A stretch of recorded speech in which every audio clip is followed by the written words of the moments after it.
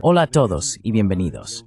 Nos acompaña de nuevo Gilbert Doctorow, historiador, analista de asuntos internacionales y autor de numerosos libros como Diarios de Guerra, La guerra entre Rusia y Ucrania, cuyo enlace dejaré en la descripción. Así que, bienvenido de nuevo al programa. Sí, es un placer, volver a hablar contigo. Así que, una de las noticias más recientes es que Trump dice que está muy enfadado con Putin. Afirma que tienen una conversación agradable, pero luego, por la noche, Putin sigue bombardeando Ucrania.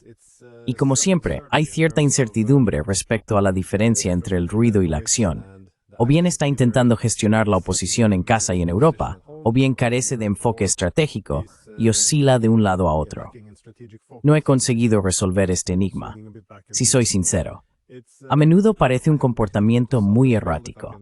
Así que me preguntaba si podrías intentar compartir tu perspectiva y arrojar algo de luz sobre lo que crees que está ocurriendo aquí, porque no parece tener mucho sentido, ni siquiera su argumento, ni la forma en que va de un lado a otro.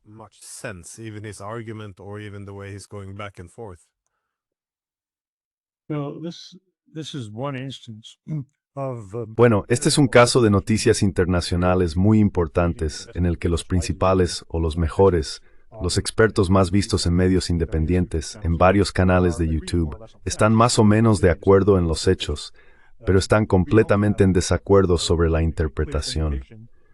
No tendremos una indicación clara de cuál es la interpretación hasta que sepamos cuál es el contenido de sus envíos de armas a Ucrania. Hasta ahora, solo sabemos sobre los Patriots. Hay especulaciones, en parte alentadas por su supuesta conversación con Zelensky sobre misiles de largo alcance. Pueden llegar a Moscú, pueden llegar a San Petersburgo. Y por supuesto, esto ha alimentado muchas especulaciones sobre la posibilidad de que Trump entregue este armamento ofensivo importante a Ucrania.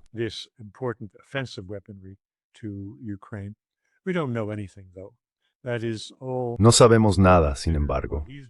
Todo lo que considero que está haciendo es una continuación de lo que hemos visto en los últimos meses en varios acontecimientos internacionales.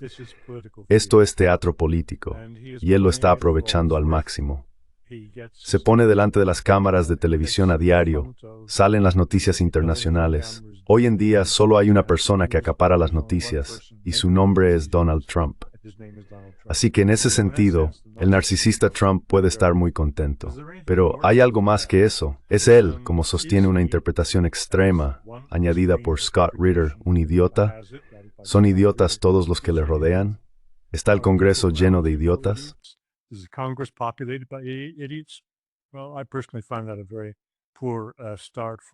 Bueno, personalmente considero que es un comienzo muy pobre para un análisis serio de casi cualquier cosa asumir que tus oponentes o las figuras principales del momento son idiotas. Prefiero considerar que hay detrás de lo que parecen ser acciones extrañas o ineficaces. ¿Podría ser que esté ocurriendo otra cosa? Una persona que ha adoptado ese enfoque y que goza de mucho respeto en los medios alternativos y más allá, es el coronel Douglas Macgregor, quien ha dicho que la administración Trump adoptó la solución menos mala ante la presión que ha estado recibiendo del Congreso y de Europa para responder a los ataques aéreos muy agresivos y destructivos de Putin sobre Ucrania. Así que fue una especie de posición intermedia. Yo adopto una postura que va un poco más allá que la del coronel Macgregor en el ámbito político, y es que Trump sabía muy bien lo que estaba haciendo.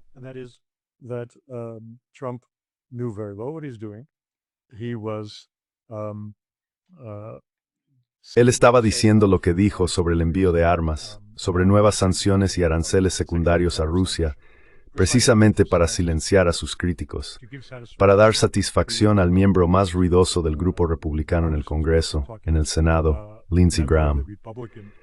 Graham podía sentirse orgulloso de que el proyecto de ley que está impulsando en el Senado ahora cuente con el apoyo de Trump, quien, por iniciativa propia, ha declarado públicamente que adoptará el punto clave de los aranceles secundarios al 100%. Bueno, eso es una cosa, silenciar a los críticos.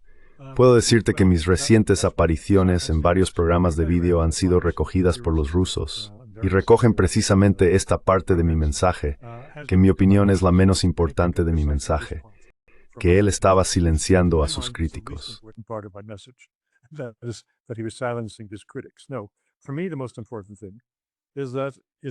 No, para mí lo más importante son los 50 días.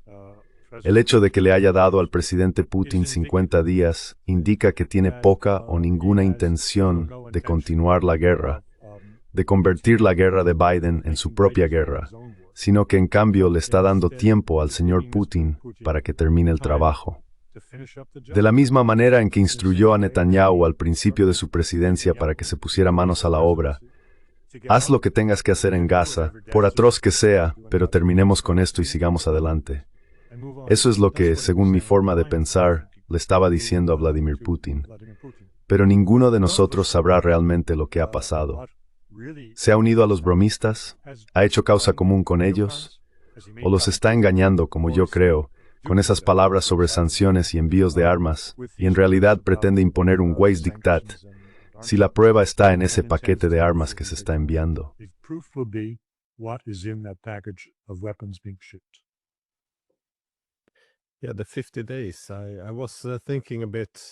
Sí, los 50 días. Yo también estaba pensando en esto. Podría ser una táctica de dilación para evitar tener que tomar partido o tomar decisiones importantes, porque de nuevo, quiere normalizar las relaciones con los rusos, pero no quiere alienar a demasiados en su propio bando. También podría, como has dicho, permitir que los rusos terminen lo que están haciendo. Y también podría haber un esfuerzo por negociar, por ejercer presión, un plazo límite. Así que se puede interpretar de muchas maneras. Pero esto también ha confundido un poco a los europeos. ¿Por qué tenemos que esperar 50 días para estas sanciones? Y su respuesta fue simplemente, bueno, 50 días no es tanto. Quizá llegue antes. Pero esto es, a menudo me inclino a pensar que se trata de incompetencia, o como has dicho, estupidez. Pero por otro lado, él, durante las últimas décadas, siempre ha hablado de la importancia de la ambigüedad estratégica cuando se negocia.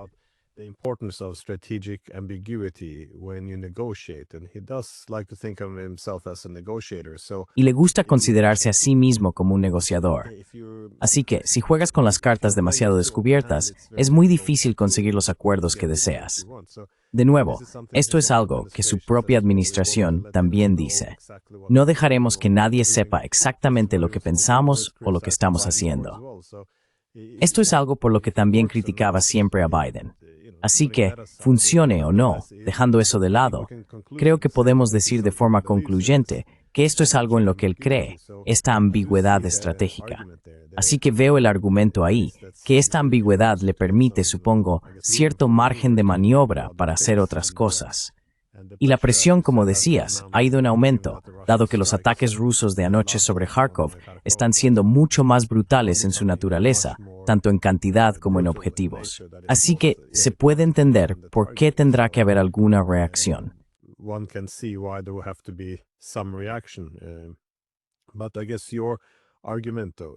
Pero supongo que tu argumento es que su respuesta ante esto es hablar en grande, pero está algo atenuada, porque todo depende, supongo, de las armas que está enviando. Y no estoy seguro de si lo estoy entendiendo bien, pero ¿hasta qué punto los estadounidenses están enviando armas o hasta qué punto realmente las están vendiendo? Porque parece que está vendiendo armas a los europeos, y los europeos pueden dárselas a Ucrania. Y de alguna manera, esto tiene que ocurrir bajo el paraguas de la OTAN por alguna razón. Sí.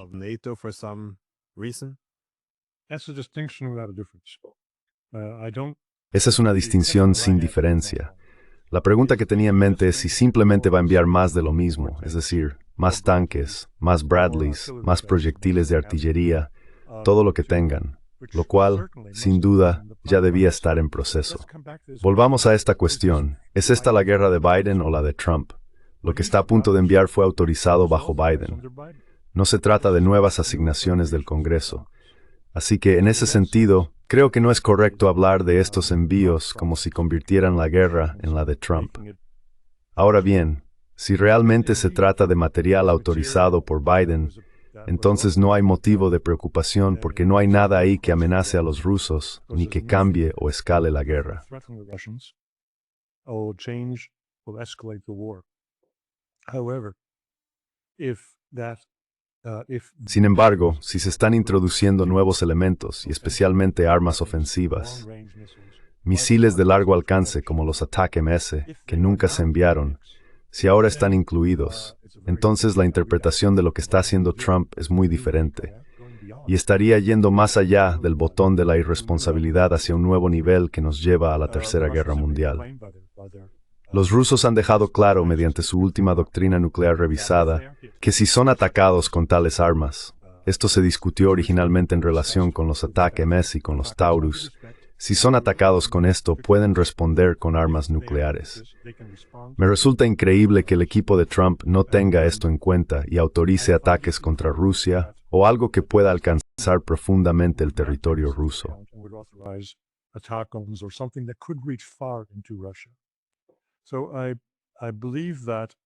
Así que creo que estamos en el terreno de la retórica vacía, enviando cosas que todos saben que no serán de utilidad para los ucranianos, porque los tanques y los Bradleys simplemente se esconderán en el bosque. Si los ponen en campo abierto, serán destruidos de inmediato. Del mismo modo que los rusos no están utilizando su superioridad en tanques sobre el terreno, también los esconden en el bosque y disparan desde posiciones cubiertas, y están usando los tanques simplemente como cañones, más precisamente como cañones, con un alcance de quizá 8 a 10 kilómetros. La guerra ha cambiado y no veo que mis colegas tengan eso en cuenta adecuadamente. Lo que estamos presenciando es este Brady's War. No existe simplemente que se le haya ocurrido a Putin o a su Estado Mayor. Bueno, probemos esto.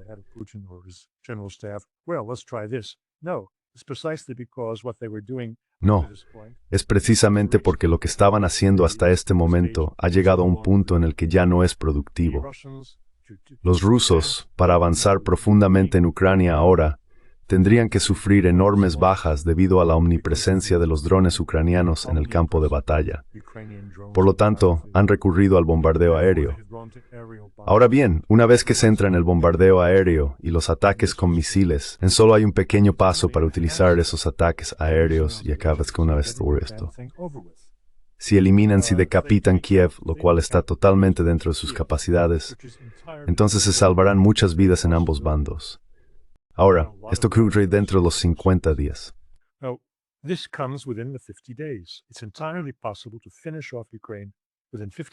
Es perfectamente posible acabar con Ucrania en 50 días si decapitan el país con los misiles que tienen preparados.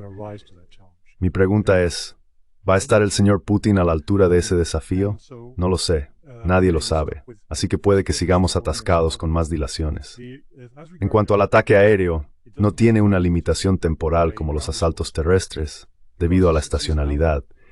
El factor de devastación que se está produciendo es insignificante en comparación. Así que si Putin responde tanto al desafío de terminarlo como a la oportunidad, ahora que no va a escalar el conflicto, ya que ya está en la siguiente fase de una guerra aérea en lugar de terrestre, podríamos ver el final de esto.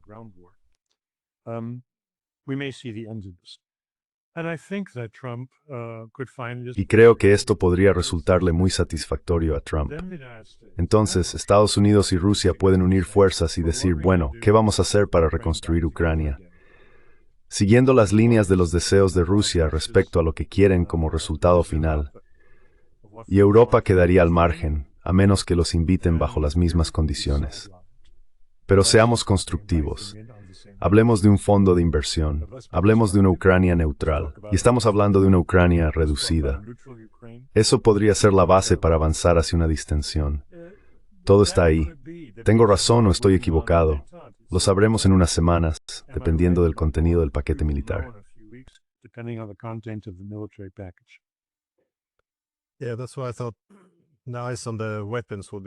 Sí, por eso pensé que la cuestión de las armas sería importante.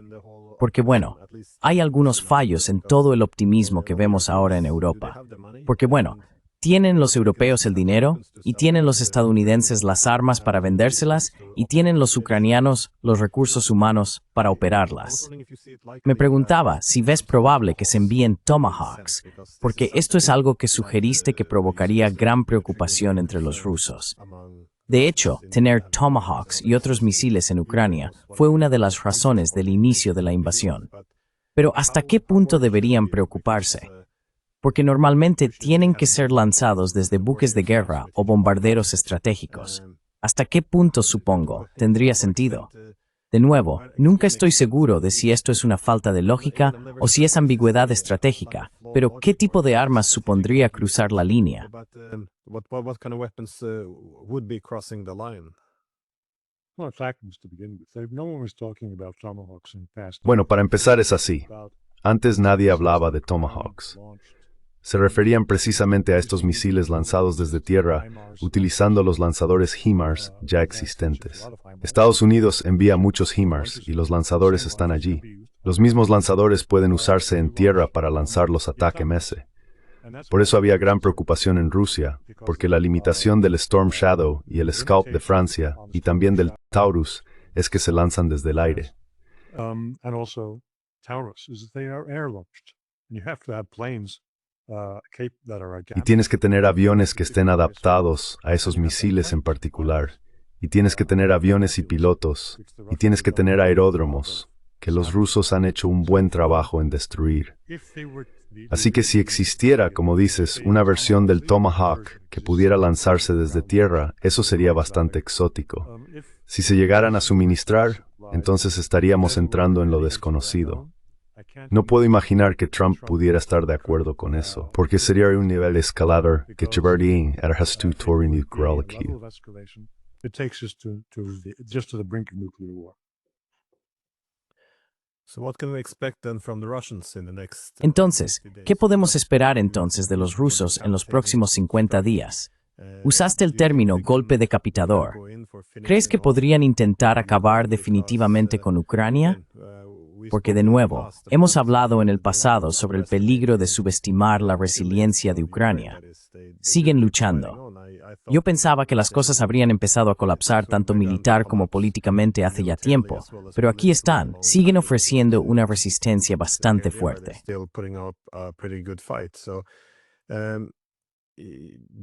Pero dado el enorme y creciente nivel de intensidad por parte de Rusia al atacar objetivos en toda Ucrania, cree que están intentando, si no eliminar al ejército, entonces atacar al liderazgo político o hacer algo para poner fin a esta guerra. Porque en una guerra de desgaste, sí se agota al adversario, y los ucranianos parecen bastante agotados ahora. Al menos parece que podría haber un intento por parte de los rusos de lograr esto en los próximos 50 días. O, como usted sugiere, quizás el propósito de Trump sea dar a los rusos 50 días para que hagan lo que quieran hacer y luego terminar la guerra. ¿Es esto en lo que podrían emplear esos 50 días? There's one issue here that has to be addressed, and that is the nature of Mr. Hay una cuestión aquí que debe abordarse, y es la naturaleza del señor Putin. No solo que es muy cauteloso, sino que aborda todo desde una perspectiva jurídica, ya que es un abogado formado. Y eso tiene su lado positivo y su lado negativo. En este caso no puedo imaginar que él dé órdenes para un ataque de decapitación bajo los términos de la operación militar especial. Eso sería ilegal, según su propio criterio.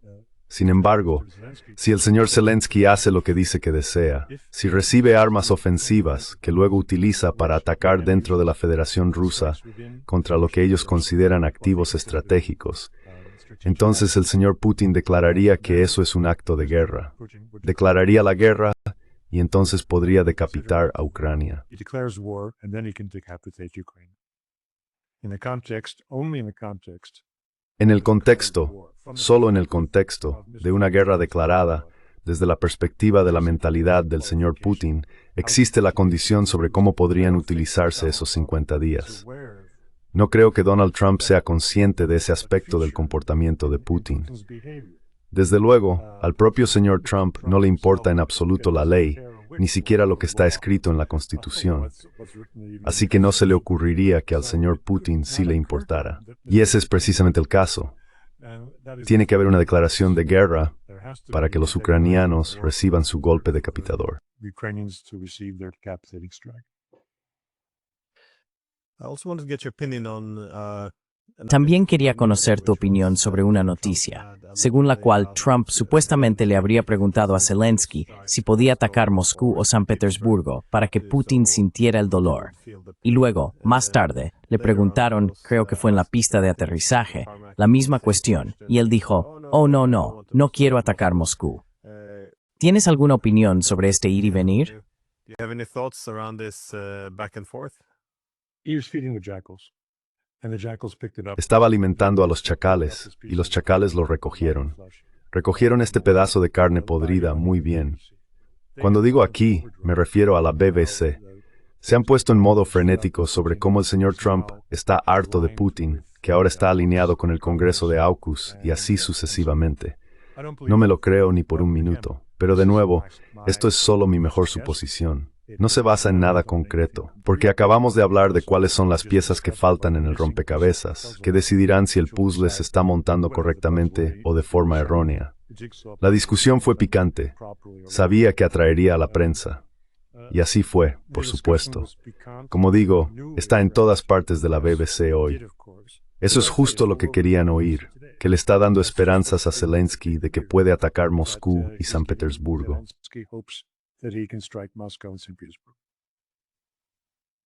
But yeah, you refer to the give them hope. Pero te refieres a dar esperanza a los europeos y a los halcones dentro de Estados Unidos, así como a Zelensky. Pero si Trump quisiera acabar con esta guerra, y sabe que Rusia considera esto una amenaza existencial y que no cederá mucho en sus demandas clave, ¿no necesitaría Trump ejercer más presión sobre los ucranianos y los europeos, en lugar de, supongo, lanzarles algún mensaje tranquilizador y hacerles sentir más cómodos con su liderazgo y con la posibilidad de continuar esta guerra? And yeah, the possibility of continuing this war instead. Again, we're in the realm of political theater. De nuevo estamos en el terreno del teatro político, y no creo en la seriedad de lo que ha lanzado a la prensa. Como he dicho, desprecia a la prensa y dirá cualquier cosa que crea que los hará quedar como tontos. That he thinks will make them look like fools. And I guess the last. Y creo que el último intercambio que noté con Trump fue sobre las entregas de armas. Se informó que creo que fue Pete Hegseth quien dijo que Trump había detenido las entregas de armas a Ucrania. De nuevo, en la interacción con los medios, primero se le preguntó a Trump, o más bien, él primero afirmó, que no estaba seguro de quién había detenido las entregas de armas.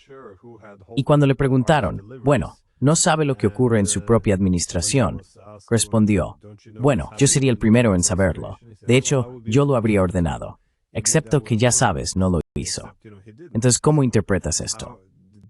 How do you make sense of this? Well, there isn't any sense to make of it. He's contradicting. Bueno, no tiene ningún sentido. Se está contradiciendo. Y de nuevo, es otra muestra de su desprecio por la prensa. Les dirá cualquier cosa. No los toma en serio y con razón. Fox News y CNN lo tratan muy mal. Lo tratan con desprecio y él les devuelve la moneda. Así que yo no le daría demasiada importancia a esto.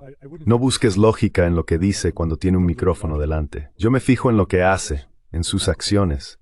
Y en particular doy importancia a los 50 días, que socavan todo lo demás. Como has dicho, podría imponer estas sanciones mañana. No lo ha hecho, así que no creo que lo haga nunca. And so I don't believe he ever will. Okay, so yeah, if you put the American. Bien, si dejamos de lado el enfoque estadounidense de esta guerra, para concluir, más o menos, están optando por la ambigüedad estratégica. Aún no sabemos realmente si está apaciguando a los halcones, a los neoconservadores, o si se ha unido a ellos. Pero deberíamos saberlo en función de las armas que se entreguen. De nuevo, los Tomahawk o cualquier misil de largo alcance, esos son más o menos las líneas rojas. Pero si nos fijamos en los europeos, ¿cuál es la estrategia de Europa? ¿Esperan que alguna de estas armas cambie el rumbo o simplemente buscan arrastrar más a Estados Unidos a esto para convertirlo en una guerra larga? Es muy difícil interpretar a los europeos y a veces da la impresión de que no hay nadie al mando.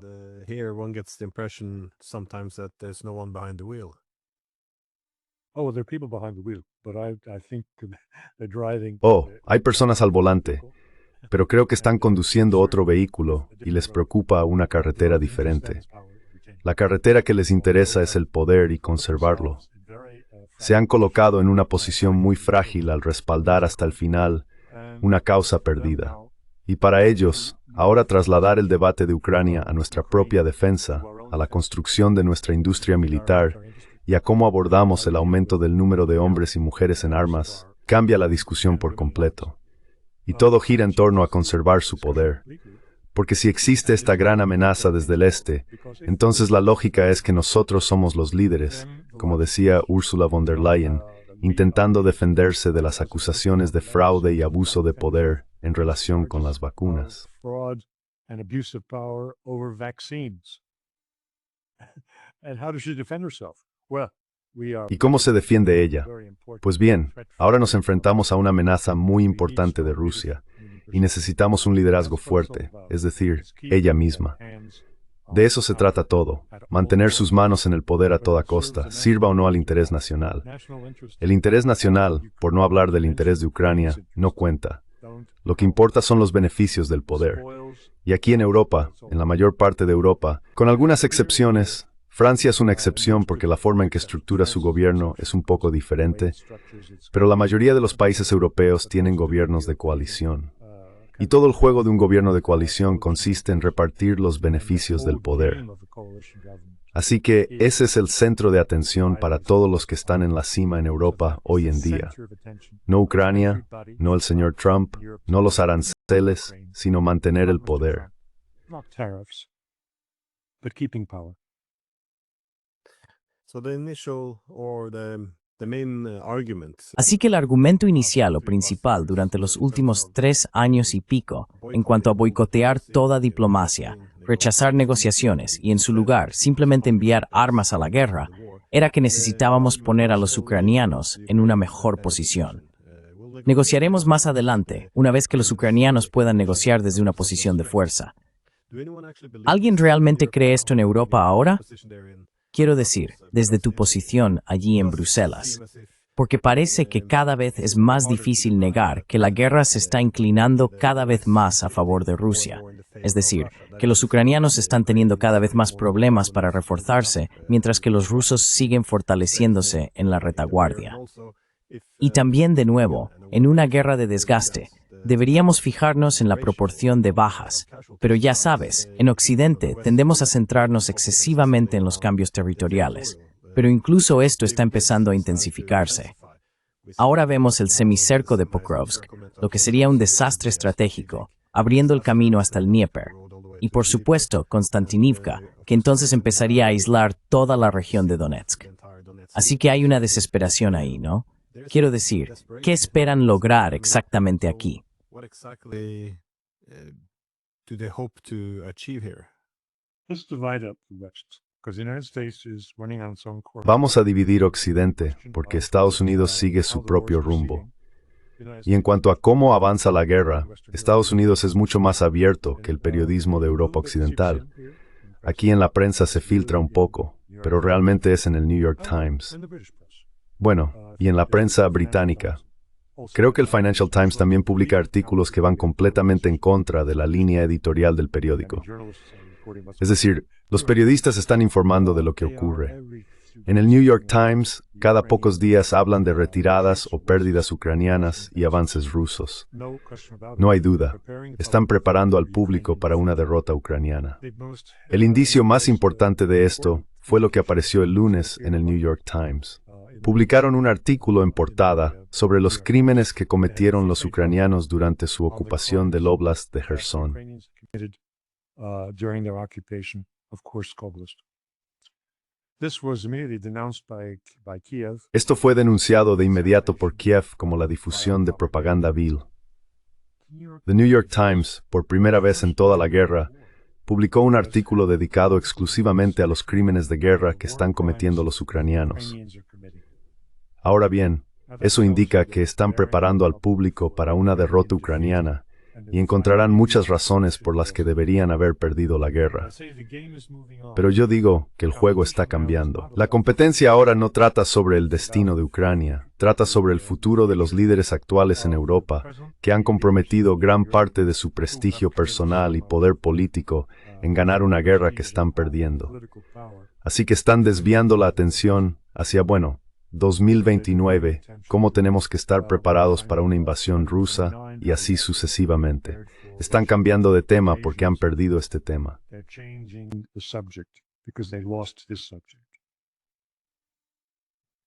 Well, the use of the media to Bueno, el uso de los medios para ejercer control sobre la narrativa y preparar al público para una derrota en Ucrania. Yo pensaba lo mismo cuando vi el cambio gradual en la cobertura mediática en Estados Unidos. Por supuesto, este artículo del New York Times también fue bastante importante. El hecho de que hubiera un periodista estadounidense del New York Times, creo que era ella, o él. Bueno, el periodista acompañaba a Ahmad por Kherson. Quiero decir, el hecho de que esto se estuviera haciendo y que la conclusión de la cobertura fueran crímenes de guerra ucranianos. Esto es algo impensable hace 2 o 3 años, cuando ya sabes, los ucranianos no podían hacer nada mal. Y ya sabes, cualquier persona, incluso con una esvástica, el primer instinto siempre era blanquearlo. The first instinct was always to whitewash it. But in Europe, though, I do not see this. Pero en Europa, sin embargo, no veo esto en absoluto. Especialmente yo estoy en Escandinavia, y aquí la propaganda de guerra sigue a todo vapor.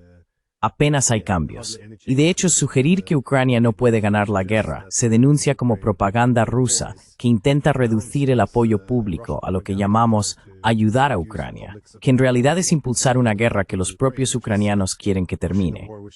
Pero de todos los europeos, para mucha gente, si hubieras dicho esto hace 4 años, que Alemania se posicionaría como el país principal para asumir esencialmente la lucha contra Rusia, ahora que Estados Unidos se está retirando, esto habría sido impensable hace unos años. Pero aquí estamos. ¿Cómo interpretas la posición alemana? Porque no es solo MERS. Esto es algo más profundo en la sociedad alemana, ¿verdad? Something deeper in German society, isn't it? It covers the whole political spectrum. Cubre todo el espectro político. Creo que esto comenzó con la Alternative for Deutschland. Cuando ellos fueron los primeros en alzar la voz, esto se remonta a hace 5 años o más, fueron los primeros en decir, oye, no somos responsables de los pecados de nuestros abuelos. Somos personas nuevas y tenemos que velar por nuestra soberanía. Eso fue AfD. Y ahora ha abarcado todo el espectro de la vida política alemana, donde no asumen la responsabilidad por los crímenes que Alemania cometió en toda Europa, no solo en la destrucción del pueblo judío. Creen que son moralmente puros, que siguen los valores europeos y que pueden subirse a una tribuna y predicar especialmente a los rusos, que son los reincidentes y que deben ser debidamente castigados por su violación de los valores europeos. Their violation of European values. So there is the real threat that this is across the whole German. Así que existe la amenaza real de que esto afecta a todo el espectro alemán. Están olvidando deliberadamente quiénes son y han cambiado su papel. Han cambiado abiertamente su papel. El papel cambió bajo el liderazgo alemán hace ya 10 años. Merkel fue responsable de ese cambio, pero no quiso nombrar a Alemania. Según Merkel, Alemania no tenía una política exterior. La política exterior se hacía en Bruselas, lo cual era muy conveniente. ¿Y quién la hacía en Bruselas? Ursula Jiménez, ya que dominaba la comisión. Así que de facto en Alemania estaban las fuerzas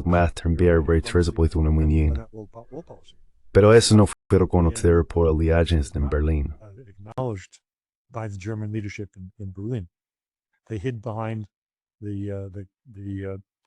Se escondieron tras el delantal de Bruselas. Ahora están saliendo de detrás del delantal y diciendo, sí, vamos a ser el principal defensor de Europa, como si esto fuera algo natural. No lo es. El terreno para esto se preparó con el colapso gradual de Francia y su autoridad, no solo la debilidad económica de Francia, que quedó patente hace décadas en comparación con Alemania, sino también su debilidad política. Ha habido una sucesión de presidentes desastrosos, y el señor Macron es el último rey no coronado bajo la Constitución francesa, que desafía a los círculos políticos franceses, aferrándose al poder, solo tiene un 20% de aprobación. Los franceses son políticamente débiles.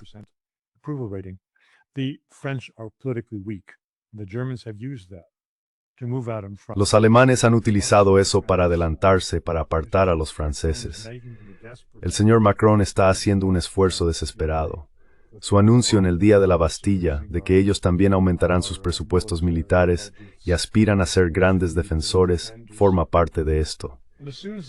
Y en cuanto los alemanes empiezan a hablar de la posibilidad de obtener armas nucleares, bueno, eso supone el fin absoluto de cualquier pretensión francesa de ser los defensores de Europa. Podían escudarse en el hecho de que ellos y los británicos eran los únicos países europeos con armas nucleares. Si ahora los alemanes aspiran también a eso, entonces ha llegado el momento de la verdad, y todo aquello a lo que aspiraban los alemanes en la Segunda Guerra Mundial, ahora lo estarán realizando, lo cual es algo que debería hacernos reflexionar.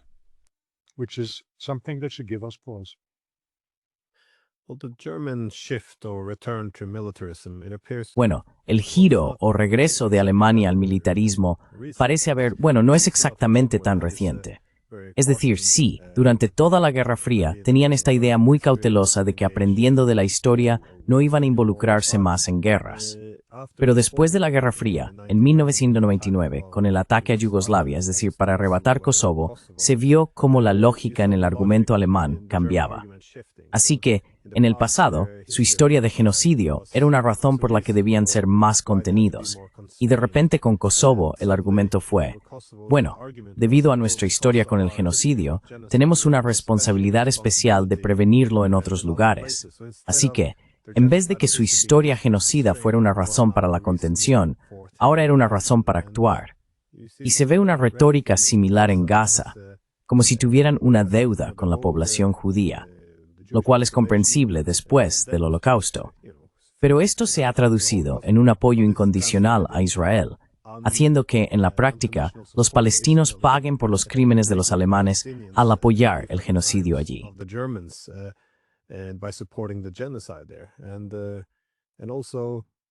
Y también durante la operación de Kursk, cuando aparecían generales alemanes en la televisión con sonrisas en la cara, emocionados mientras hablaban de lo humillante que era esto para los rusos. Esto fue una parte importante de la Segunda Guerra Mundial, y casi como una repetición de la Segunda Guerra Mundial. Y al ver los tanques alemanes entrar en Rusia, resulta muy inquietante. Pero aparte de cómo lo ven los rusos, ¿cómo reaccionarían los europeos?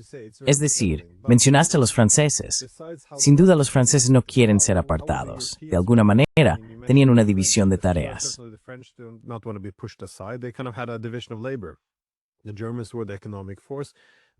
Los alemanes eran la fuerza económica, los franceses eran la militar, y eso creó una especie de equilibrio de poder dentro de la Unión Europea. Ahora que Alemania va a adquirir armas de destrucción masiva y armas nucleares, ¿qué tan cómodos están realmente los europeos? Creo que fue Thatcher ya en su época quien advirtió que la unificación alemana podría dar lugar al Cuarto Reich. Quiero decir, no es que hayamos superado esta preocupación histórica. Sería una exageración, ¿no? Bueno, no fue solo Thatcher. Well, it wasn't just Thatcher. Mitterrand also. He said we like Germany so much we want to... Mitterrand también dijo, nos gusta tanto Alemania que queremos ver dos de ellas. Esa preocupación sobre Alemania existía. Y en cuanto a la salida de Alemania, por así decirlo, respecto a Kosovo, en realidad creo que eso fue precipitado por la acción estadounidense. Toda la crisis en la guerra civil yugoslava tuvo un momento definitorio, y fueron los ataques en Sarajevo, en el mercado.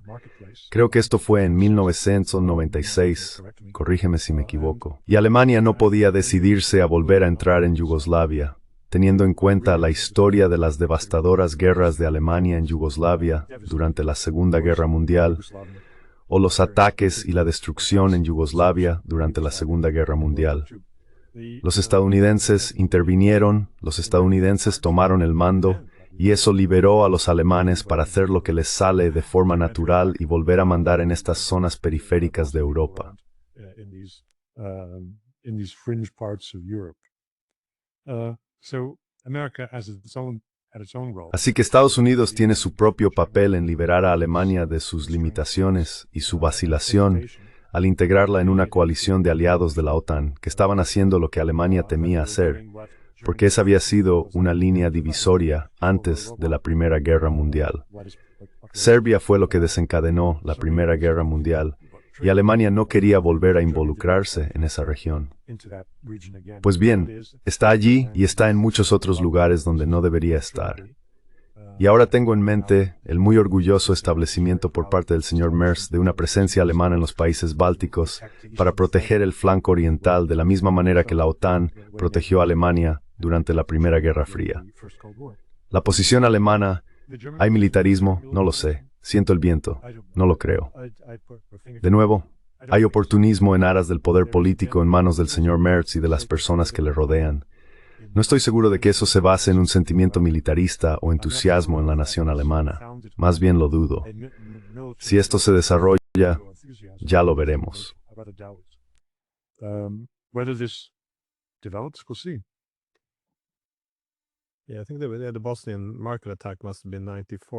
Creo que el ataque al mercado de Bosnia debió de ser en el 94, porque Dayton llegó en el 95 y luego Bosnia se terminó. Pero me preguntaba, sin embargo, lo único en lo que los rusos se fijan cuando miran hacia Alemania son los misiles Taurus. Como sabemos, Merz solía abogar por ellos. Ahora parece que hay algunas discusiones que permitirán a Ucrania construir algo similar al misil Taurus, lo cual todo el asunto parece un poco dudoso, como si buscaran una excusa para suministrar los misiles. ¿Crees que se suministrará alguna versión del misil Taurus o que ya se ha suministrado? Y si es así, ¿qué esperas que sea la respuesta rusa? Mi impresión es que de todos los países europeos, ahora gran parte del resentimiento se dirige hacia Alemania. Y dado que compiten con los británicos por la animadversión, es bastante impresionante cómo lo más en escalables de la cuerpos bisturgnarversen significated coerce the double brand. An adversary, if not an enemy, then of Russia. Well, they're the number one enemy of Russia. Bueno, son el enemigo número uno de Rusia. Cuando el señor Solovyov, en uno de sus conocidos programas, llama varias veces nazi al señor Merz, y no como una broma, sino como una acusación completamente seria, lo tomo como una palabra que viene del Kremlin. Sin duda, el señor Medvedev haría declaraciones similares. Así que se han ganado la posición de enemigo número uno de Rusia. En cuanto al Taurus, creo que el señor Putin estaría en una situación muy difícil si los ucranianos realmente utilizan el Taurus, porque eso sería cruzar abiertamente su línea roja más importante, de la que he hablado en entrevistas con Pavel Zarubin, entrevistas que se han mostrado repetidamente en la televisión rusa y en Occidente, diciendo que estas armas no pueden ser controladas adecuadamente por los propios ucranianos, e implican como cobeligerantes a quienes han suministrado las armas, como el Taurus, a Ucrania. The weapons like Taurus to Ukraine. The same is true, of course, of ATACMS. Lo mismo ocurre, por supuesto, con los ATAC-MS. Incluso si los ucranianos reciben las instrucciones adecuadas sobre qué botón pulsar y cuándo, la programación de la trayectoria de vuelo y las decisiones sobre los objetivos las toman otros, y la información necesaria procedente de la inteligencia satelital proviene de las instituciones. Así que para que Putin acepte esto, creo que sería como si simplemente se rindiera, detuviera la guerra y fuera derrocado, porque eso es lo que significaría. Es increíble. Es imposible que pudiera mantenerse en el poder si no cumpliera sus amenazas a Estados Unidos y a Alemania por los ataques realizados con estos misiles de largo alcance. Y por cierto, creo firmemente que algunos misiles Taurus ya están en Kiev desde hace varios meses. Siempre que se anuncia que en 1 o 2 meses se enviarán, significa que ya están allí.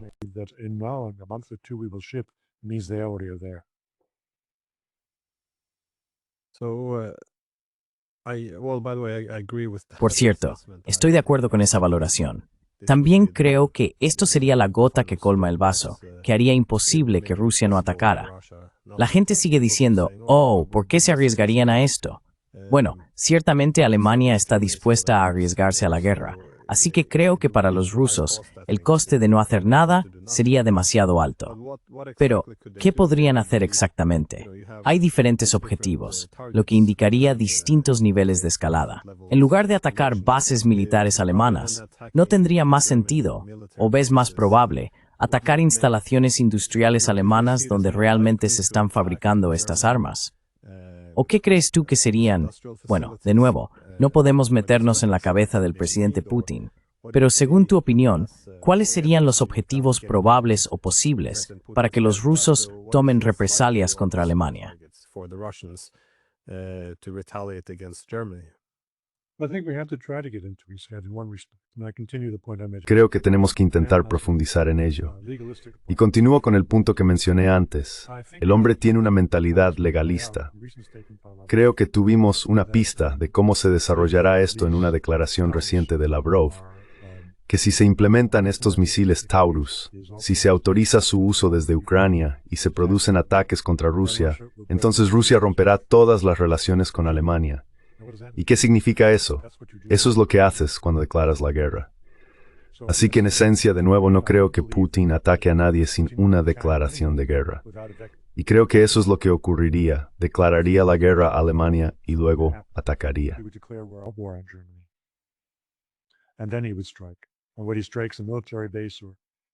Y si ataca una base militar o estos sitios de producción, es una consideración secundaria. No creo que esto se haya tenido en cuenta adecuadamente en las recomendaciones que hizo Karaganov hace 2 años. Él no estaba considerando la forma de pensar de Putin. Sí, tenemos que hacer esto, tenemos que ser tomados en serio. Nuestras líneas rojas tienen que ser tomadas en serio. Tenemos que usar un arma nuclear táctica en algún lugar de Europa Occidental, bla bla. Pero eso es completamente ajeno al carácter y a la mentalidad profesional de Vladimir Putin. Así que tomo muy en serio las palabras de Lavrov sobre romper relaciones.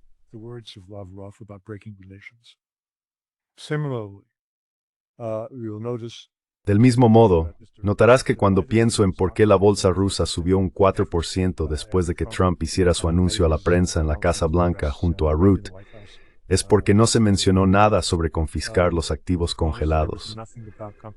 Sin duda, eso es lo que motivó a los inversores en Moscú, porque la preocupación es que, por la cantidad relativamente pequeña de activos congelados en Estados Unidos, esto sería una señal para que Europa atacara los 250.000 millones de euros en activos que están en Euroclear aquí en Bélgica. Eso no ocurrió porque se confiscan activos en un estado de guerra. Es otra forma de declarar la guerra y los rusos lo interpretarían así.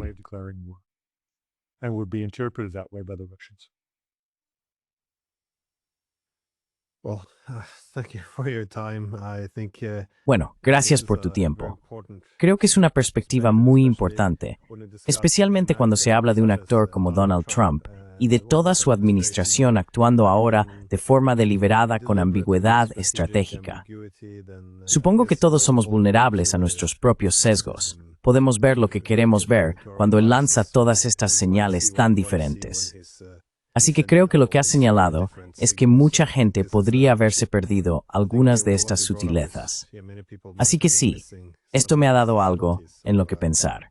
Muchas gracias por tu tiempo. Un placer, Dios.